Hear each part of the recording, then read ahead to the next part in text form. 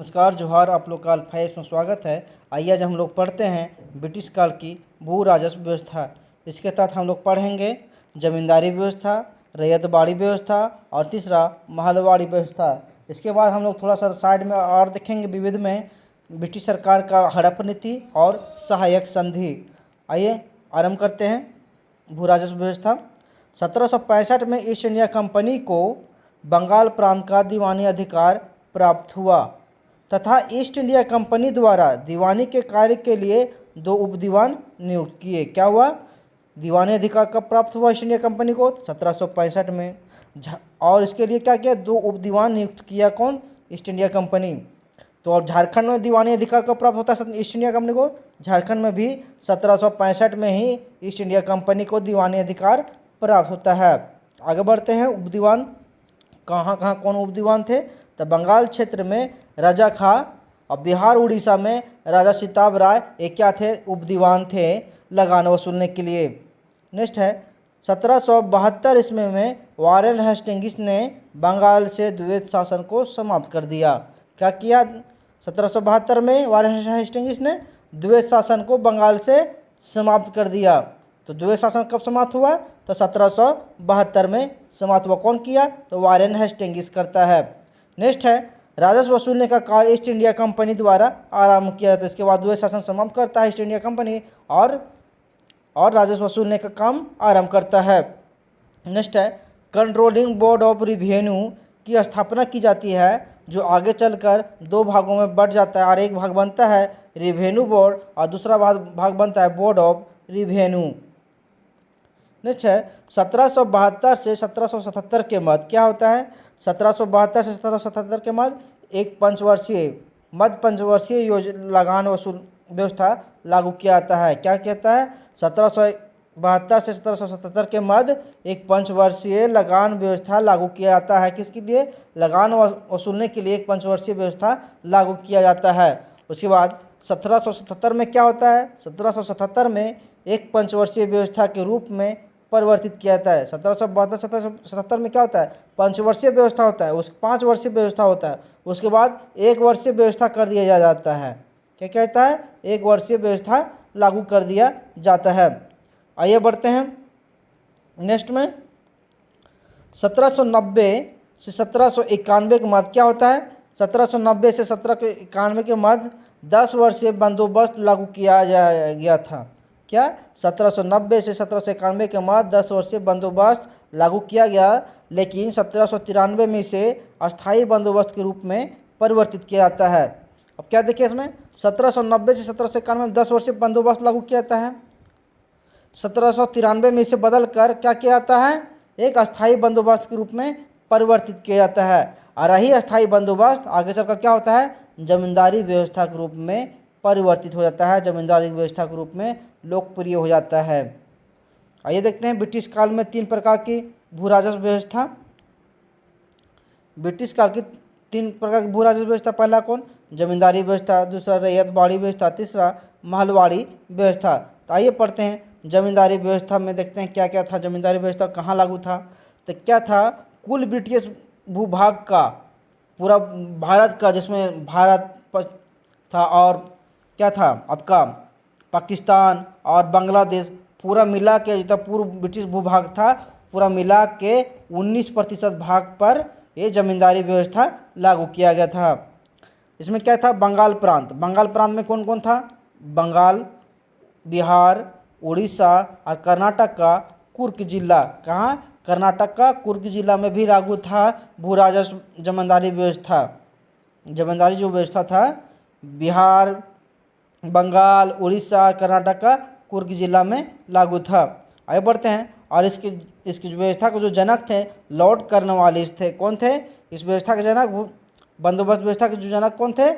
Lord Cornwallis, जिसे जमींदारी व्यवस्था कहते हैं। इसका व्यवस्था का जो था जनक थे वो लॉर्ड कॉर्नवालिस थे। और आरंभ कब करते हैं? 1793 में जमींदारी व्यवस्था 1793 में आरंभ किया जाता है बंगाल प्रांत में। 1790 से 1791 के राजस्व आंकड़ों का कितना था? बंगाल प्रांत का जो राजस्व आंकड़ा था 1790-91 का, वो 26.80 लाख पाउंड निर्धारित किया गया था। कितना? 26.80 लाख पाउंड निर्धारित किया था 1790-91 में। जो ब्रिटिश का था राजस्व वसूलने का था, वो बंगाल प्रांत में इतना निर्धारित किया गया था। आइए देखते हैं राजस्व कितना कितना कब को वसूलने के निर्धारित किया गया था। 1764-65 में 8.17 लाख पाउंड निर्धारित किया था कितना हमका राजस्व आएगा। 65-66 में 14.40 लाख पाउंड। 1790-91 में 26.80 लाख पाउंड था। और ये राजस्व कैसे कैसे वसूला जाता था वो देखते हैं, आपको बताते हैं। यहाँ देखिए, ये थे जनता, रैयत, इसको कहते हैं रैयत, ये थे रैयत। उसके बाद होता था जमींदार और सरकार, तीन हुआ करते थे।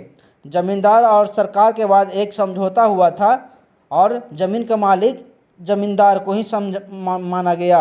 और इसमें क्या कहा गया, जमींदार के साथ समझौता किया कि राजस्व आप वसूलिए मेरे बदले में, और उसके बदले में आपको कुछ भाग दिया जाएगा। तो कितना वसूलना था, 10/10 राजस्व वसूलना था। उसमें से 9/10 कौन लेता राजस्व, सरकार लेता। 1/10 राजस्व जो था वो कौन लेता, जमींदार लेता। 1/10 जमींदार लेता। और वसूलना था कितना रैयत से, तो 10/10 वसूलना था। हो सकता था अधिक भी वसूल लेते थे कहीं कहीं जमींदार लोग, लेकिन 10/10 राजस्व वसूलना था। 1/10 भाग अपना राजस्व वसूलने का खर्च ले लेते थे जमींदार लोग, और 9/10 भाग सरकार को देते थे। आइए बढ़ते हैं आगे। इस व्यवस्था में कृषकों की भूमिका को उपेक्षित रखा गया। मतलब जमीन के जो मालिक थे वो कृषक को ना समझ करके जमीन के मालिक कौन बन गए, जमींदार बन गए। और जमींदार से ये लोग क्या लेते थे, खेती करने के लिए लेते थे, और उसके बदले में लोग टैक्स दिया करते थे। तथा उन्हें जमींदारों के शोषण के लिए छोड़ दिया गया। और जमींदारों इन लोग क्या करते थे, शोषण करते थे, खेती करते थे, उत्पादन ये लोग करते थे, और उसके बदले में इन लोग से टैक्स लिया करते थे। कौन, जमींदार लोग टैक्स वसूल करके और ब्रिटिश सरकार को दिया करते थे। आगे बढ़ते हैं। 1859, 1868 और 1885 में बंगाल काश्तकारी अधिनियम पारित किया गया। कब कब, 1859, 68 और 85 में बंगाल काश्तकारी अधिनियम पारित किया गया, जिसके माध्यम से कृषकों को कुछ सुरक्षा प्रदान किया गया था। इसके बाद आगे देखते हैं हम लोग, रैयत बाड़ी व्यवस्था में क्या था। रैयत बाड़ी क्या था, संपूर्ण ब्रिटिश भूभाग का 51% क्षेत्रफल लागू था। कौन, रैयत बाड़ी व्यवस्था संपूर्ण ब्रिटिश भारत का 51% क्षेत्रफल लागू था। और कहाँ कहाँ लागू था, बम्बई प्रेसिडेंसी में लागू था, मद्रास प्रेसिडेंसी में लागू था, और असम के क्षेत्र में ये लागू था। आगे देखते हैं, इस व्यवस्था का जनक कौन थे, तो इस व्यवस्था के जो जनक थे कैप्टन मुनरो थे। कौन, कैप्टन मुनरो थे। उसके बाद इसका जो आरंभ हुआ था 1792 में हुआ था। कहाँ, वाडनगर मद्रास से आरंभ होता है 1792 में रैयत बाड़ी व्यवस्था। आगे देखते हैं, इस व्यवस्था में कृषकों को ही भूस्वामी के रूप में स्वीकार कर दिया। अब यहाँ से जमींदार थे उन्हें हटा कर क्या बोला गया, अब यहाँ के जो ज़मीन के जो मालिक होंगे वो कृषक लोग ही होंगे। अब इन लोग से क्या लेना लगा चालू हो गया, लगान चालू हो गया। इसका जो लगान लेना था वो कितना लेना था, भू राजस्व, भू भाटक का 50% निर्धारित किया गया। अब भू भाटक किसको कहते हैं वो देखते हैं। भू भाटक जो था वो कुल उत्पादन, जो कुल उपज होगा फसल का कुल उपज, उसमें से कुल लागत को घटा देंगे तो क्या होगा, वो भू भाटक कहलाएगा। और इस भू भाटक का 50% लगान निर्धारित किया गया था। कहते हैं, और जो समझौता था, जो करार था, कितना वर्षों के लिए था, 31 वर्षों के लिए कृषकों के साथ समझौता किया गया लगान वसूलने के लिए। नेक्स्ट आगे देखते हैं हम लोग, महलवाड़ी व्यवस्था। महलवाड़ी व्यवस्था कहाँ कहाँ था, तो पूरा ब्रिटिश भारत का कितना प्रतिशत, 30% भाग पर था। महलवाड़ी जो व्यवस्था लागू किया था फुल ब्रिटिश भारत का 30% भाग पर आधारित था। कहाँ कहाँ, पंजाब में था, संयुक्त प्रांत, पश्चिमोत्तर प्रांत में लागू किया था। जैसे पश्चिमोत्तर प्रांत कौन, आज का पाकिस्तान के भाग जो कुछ था, और अफगानिस्तान के भाग, संयुक्त प्रांत आज का उत्तर प्रदेश, और पंजाब तो देख रहे हैं, पंजाब भारत का पंजाब और पाकिस्तान का पंजाब के क्षेत्र में ये लागू था। कौन, महलवाड़ी व्यवस्था। इसका जो व्यवस्था का जनक जो थे वो हॉल्ट मैकेंजी थे। कौन थे, हॉल्ट मैकेंजी। महलवाड़ी व्यवस्था के जो जनक थे वो हॉल्ट मैकेंजी थे, और आरंभ किया गया था 1819 में। तो महलवाड़ी व्यवस्था कब लागू किया गया था, 1819 में। जनक कौन थे, हॉल्ट मैकेंजी। और कहाँ वो लागू किया था? पंजाब, संयुक्त प्रांत, पश्चिमोत्तर प्रांत में महलवाड़ी व्यवस्था को लागू किया गया था। 1822 में क्या बोलते हैं, 1822 में संयुक्त प्रांत में लागू किया गया था। कब? 1822 में संयुक्त प्रांत में लागू किया गया। एक गांव को एक राजस्व इकाई के रूप में स्वीकार किया गया। इसमें क्या किया गया? एक गांव को ही बोल दिया, एक पूरा गांव है, जैसे चतरा मान लीजिए पूरा गांव है, इस गांव को ही बोल दिया कि अब तुम लोग पूरा गांव मिल को हमको राजस्व दो, हम प्रति व्यक्ति पर नहीं राजस्व लेंगे, अब पूरा गांव को मिल के तुम लोग जितना उत्पादन करना है उत्पादन करो, हमको पूरा तुम लोग मिला के राजस्व दो। तो इसमें एक गांव के इकाई के रूप में स्वीकार किया गया और राजस्व व्यवस्था व्यक्तिगत ना होकर एक सामूहिक हो गया। और जो लगान समझौता था कितना वर्षों के लिए था? ये 30 वर्षों के लिए लगान समझौता था।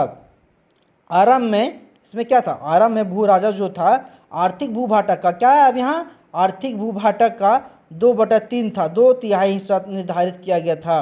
लेकिन बाद में क्या कर दिया गया? इसे 1/2 यानी कि 50% कर दिया गया। अब क्या यहाँ भूभाटक क्या है, भू आर्थिक भूभाटक क्या है? भूभाटक कुल उपज माइनस कुल लागत, क्या निकल गया? भूभाटक। और इसमें भूभाटक में क्या था? आर्थिक भूभाटक में क्या था? आर्थिक भूभाटक में भूभाटक माइनस अस्थायी ह्रास, जो डिप्रिसिएशन हुआ, अस्थायी ह्रास हुआ फसल के उत्पादन में, उसको घटा देंगे भूभाटक में, तो निकल जाएगा आर्थिक भूभाटक। और इसी आर्थिक भूभाटक का 50% टैक्स वसूला करते थे। आइए देखते हैं इस व्यवस्था में क्या बोला गया। इस व्यवस्था में मध्यस्थ वर्ग जैसे जमींदार वर्ग लोग, और देखे होंगे आप सल्तनत काल में खुद मुकद्दम चौधरी, ये व्यवस्था जो था ये मध्यस्थ वर्ग को भूमिका तो इसमें नहीं था। लेकिन क्या हो गया, एक गांव होता है, गांव में एक मुखिया होता है, तो इस तरह क्या हो गया, वहाँ पे गांव का एक प्रधान, ग्राम प्रधान के रूप में एक मध्यस्थ वर्ग का उदय हो गया, जन्म हो गया। आगे बढ़ते हैं। ये मध्यस्थ वर्गों को क्या कहा जाता था? अवध क्षेत्र में मध्यस्थ वर्ग को जो थे, जिसे कहते हैं ग्राम का प्रधान थे, उन्हें अवध में तालुकदार कहा जाता था। क्या? तालुकदार। अवध में तालुकदार और पंजाब में लंबरदार कहा जाता था।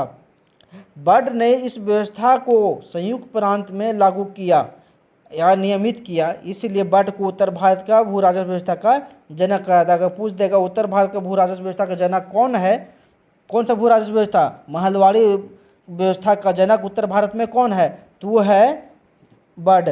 कौन है? बर्ड है। बर्ड को ही संयुक्त प्रांत में लागू किया था, इसलिए उत्तर भारत में भू राजस्व व्यवस्था का जनक कहा जाता है बर्ड को, महलवाड़ी भू राजस्व व्यवस्था का।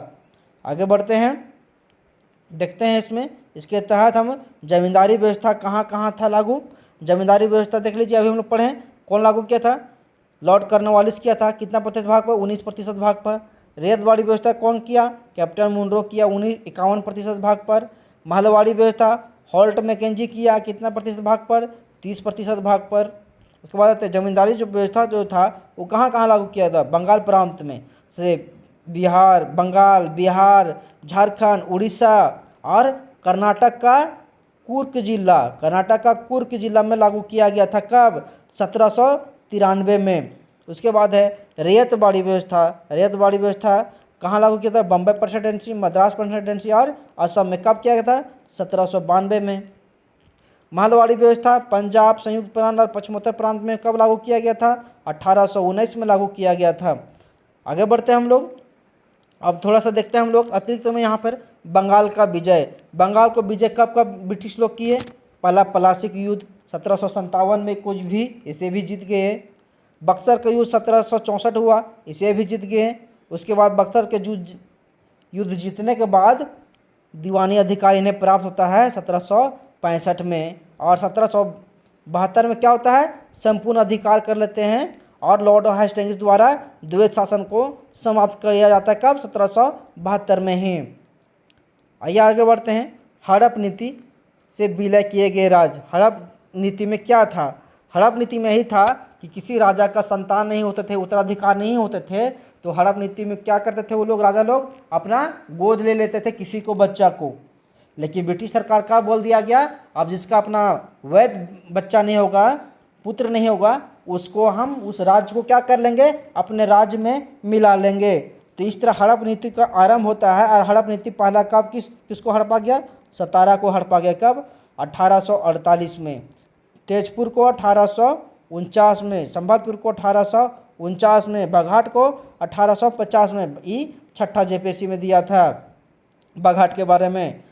और जो 1850 में जो बघाट को ये लोग हड़प लेते हैं तो इसके क्या कहते हैं, विलय के बाद क्या कहते हैं, इसे वापस कुछ दिन के बाद इसे वापस कर दिया जाता है। तो उदयपुर को 1852 में, झांसी को 1854 में, आगे देखते हैं नागपुर को 1884 में, नागपुर 1884 में, करौली को 1855 में ये लोग हड़पने की कोशिश करते हैं लेकिन सरकार द्वारा इसे अस्वीकार कर दिया जाता है। उसके बाद अवध को 1856 में हड़प नीति के तहत हड़प लेता है, ब्रिटिश सरकार अपने राज्य में मिला लेता है। यह नीति लॉर्ड डलहौजी द्वारा अपनाया गया था। ये हड़प नीति कौन आरंभ किया था? लॉर्ड डलहौजी। कौन? लॉर्ड डलहौजी द्वारा हड़प नीति को आरंभ किया गया था। नेक्स्ट है सहायक संधि के बारे में थोड़ा सा पढ़ते हैं। सहायक संधि क्या था? सहायक संधि में यह था कि राजा जो देसी राजा हुआ करते थे वो पड़ोसी राजा के साथ हमारे पर हमला ना कर दे, इसलिए ब्रिटिश जो सरकार था वो क्या करता था, अपना सेना को भेज देता था उसके राज्य में रक्षा करने के लिए, और उसके बदले में क्या मिलता था इन लोगों को? कुछ पैसा मिलता था, लगान के समझिए लगान मिलता था, धन लेते थे। तो जो पहला जो संधि हुआ वो हैदराबाद के साथ हुआ था। हैदराबाद के साथ पहला संधि हुआ था। कब? जो पहला संधि हुआ वो 1768 में हैदराबाद के साथ हुआ था, 1768 में। और इसमें क्या कहा गया था कि तुम मेरा सेना ले लो और उसके बदले में तुम हमको धन दो। अब तुम मेरा सेना के प्रयोग तुम सीमा सुरक्षा में लगाओ या जहां लगाओ।